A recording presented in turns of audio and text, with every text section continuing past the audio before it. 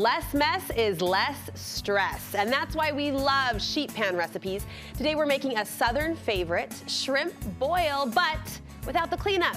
Studio 5 food producer Alex Daynes is joining us, sharing her recipe for sheet pan shrimp boil. We are so southern today. Look at you in your gingham. I know, this is an Amazon beauty, but I love it. Love it. I told her I have a pink gingham, and I wish we could have been Sweet Magnolia sisters. We should have talked. We'll coordinate next time. All right, what does a traditional shrimp boil entail? Okay, so these are like all-out parties normally. So normally with the shrimp boil, that's where the name comes from, you have a giant stock pot, like a 5-gallon one, and you are throwing all of your ingredients into one pot. You're boiling it up, and then here's the kicker. When it's done, instead of, plates and, nice things, we just throw newspaper, cardstock, whatever we have down on the countertop, and then you just actually dump the entire pot out on the counter, and everyone eats with their hands. You eat off the table. You eat off the table. I went to a shrimp boil dinner here in Utah a couple of years ago, and no one knew what to do with ourselves. We were like looking left and right, like, do we lick our fingers? What do we do? Our Utah is showing. We're like, we are not from the South. Yes, our Utah was showing big time. All right, you're containing it a little bit today using the sheet pan. Yeah, so I was like, you know what? This would make the perfect Father's Day meal. Dads would love this. Yes. 4th of July, this screams party. However, not all of us want to just dump it out on the table, Right. And not all of us have a 5-gallon pot. Plus, I don't really like boiled shrimp, personally. Yeah. So we're gonna bake it instead. Okay, and if I served Mark anything but chicken for Sunday dinner, I think he'd be thrilled. Yeah. I love it. Okay, so this pretty much becomes a dump recipe aside from the potatoes. As I mentioned, we're using shrimp.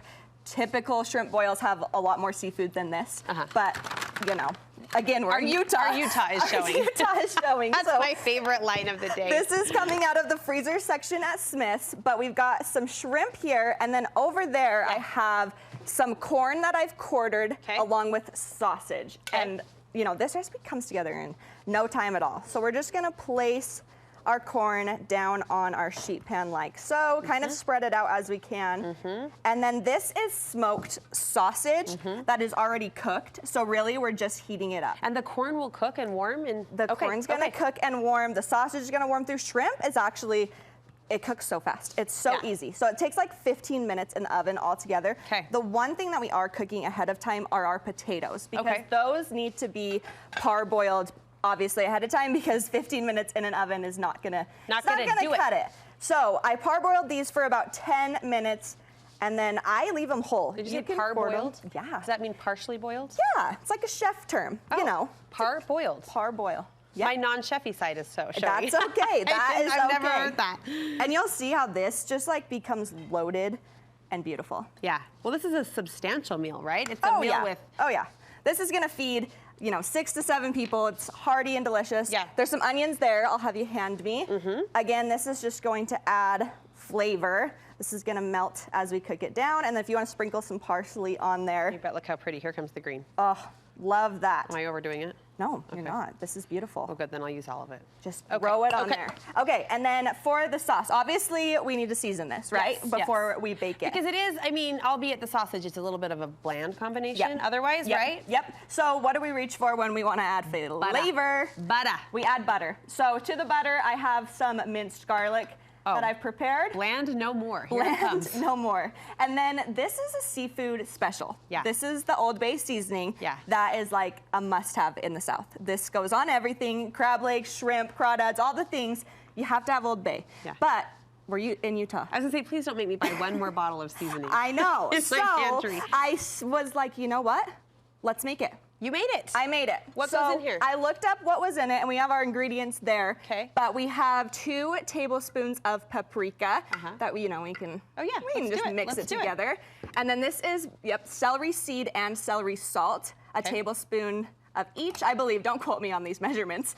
And then that is dried mustard, ground nutmeg, cinnamon, and just a hint of cayenne pepper. There's a lot going in here. Yep, and then you just mix that together, and then you probably already have all of those seasonings in your pantry, right? So if you have your Old Bay, use it, love it. If not, whip it together, and then if you want to put a tablespoon of that. Oh, it goes in the butter. It goes in the butter. Okay, is this a tablespoon? Yes. Yeah, yep.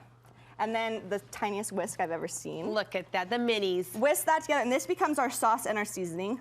all in one. Okay. So we just pour. Alex, I can totally do this. You can do this. Look at this. Pour it over the top. Now this is kind of a messy part. You can use tongs if you want to, but your hands are your best tool in your kitchen. You're in a darling gingham dress. Please be careful. Just toss Please it be together. careful. You Okay. gotta make sure everything gets a little bit of the sauce, but that's it. Mix it together, 400 degrees in your oven for 15 minutes. We have a sheet pan. And you throw it out like that, serve it up with a little lemon, additional fresh parsley, and Father's Day is done. It is gorgeous. Alex, thank you so much. Of course. Love it. All right, we will post the tutorial and the breakdown of the recipe for this recipe on our website, studio5.ksl.com. We hope it's your go-to come Sunday dinner, Father's Day, and beyond. Thousands of recipes we've collected, curated, and shared with you over the years. So look for this latest on the recipe page.